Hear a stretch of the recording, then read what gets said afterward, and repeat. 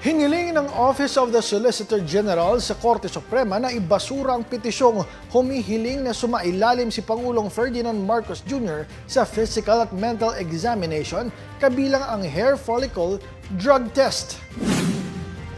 Sa komento ng OSG, iginiit nito na lumalabag ang petisyon sa doktrina ng presidential immunity na nagbibigay proteksyon sa isang nakaupong Pangulo laban sa mga kaso habang nasa panunungkulan. Binanggit ng OSG ang naging desisyon sa petisyon ni ngayoy Representative Laila de Lima laban kay dating Pangulong Rodrigo Duterte, kung saan sinabi ng Korte Suprema na maaaring makaabala sa tungkulin ng Pangulo ang mga usaping legal.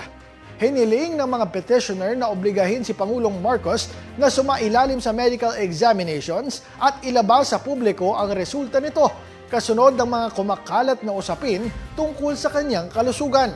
Pero ayon sa OSG, walang sapat na batayan ng naturang kahilingan at pinabulaanan din umano ng mga pampublikong aktibidad ng Pangulo ang mga aligasyong siya ay may malubhang karamdaman.